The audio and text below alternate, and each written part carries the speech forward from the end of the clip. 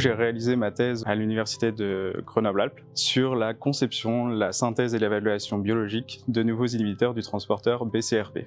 Aujourd'hui, je travaille à la valorisation de mes résultats de thèse afin de créer une start-up dans le domaine de la pharmacie. Le projet ChemRes, Chem pour Chemotherapy et Res pour Restore, vise à apporter une solution viable, durable et efficace contre les phénomènes de multirésistance qui apparaissent en chimiothérapie. Les décès qui ont lieu durant cette chimiothérapie, ça représente 90%. Aujourd'hui, dans ces phénomènes de multirésistance, il y a plusieurs mécanismes. On s'intéresse principalement à un seul des mécanismes qui est l'inhibition de la protéine BCRP.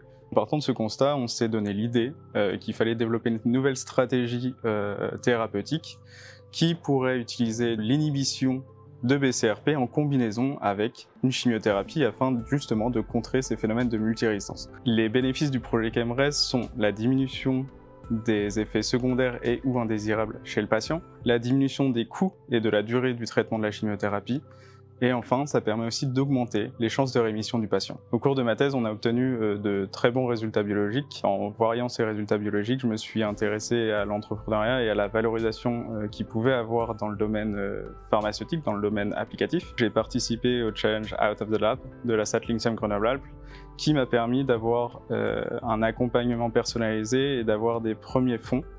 Et notamment, le Labex Arcane m'a permis d'avoir un financement des 6 premiers mois de prématuration. Lorsque l'on commence à faire cette valorisation des résultats, on passe sur le côté administratif et en fait, on jongle entre l'administratif, la finance, l'innovation. Et on a notamment 3 grands points où ça va être de la gestion de projet. Il va falloir suivre et finir les actions qui ont été engagées, qui ont été réalisées. Sur la partie finance, on a bien sûr un budget qui est alloué au projet, et du coup il faut s'y tenir. Et enfin, sur la partie innovation, sur la partie technologie, c'est le cœur du projet, hein. On a une technologie à développer, il faut s'y tenir, et il faut surtout faire de la veille scientifique, la veille bibliographique, pour pouvoir toujours avoir les dernières nouvelles sur ce qui a été fait.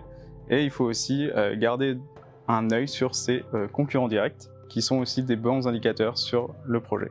Si vous avez des résultats pendant votre thèse qui sont bons, qui sont valorisables, il ne faut surtout pas hésiter à en parler à des services de valorisation. Vous pouvez vous rapprocher des services de valorisation de l'Université Grenoble-Alpes ou, comme moi, de vous rapprocher de la Saatlik-SEM Grenoble-Alpes. C'est son cœur de métier de faire du transfert de technologie entre le milieu académique et privé, et ça permet vraiment d'avoir un accompagnement qui est personnalisé et qui permet vraiment de donner une toute autre dimension à votre projet, de faire quelque chose de vos résultats, de passer d'un concept à vraiment un produit finalisable et commercialisable. Le projet ChemRes a été lauréat d'un concours national d'innovation, ePhD, qui permet d'avoir un accompagnement avec diverses formations, avec différents retours d'expérience de personnes qui ont déjà créé des startups. Ça permet aussi d'avoir cette reconnaissance des pairs sur le projet et sur le travail qui a été effectué jusqu'alors et qui reste à réaliser. Et enfin, ça permet d'avoir une visibilité pour le projet au niveau national, et c'est toujours un point positif à garder.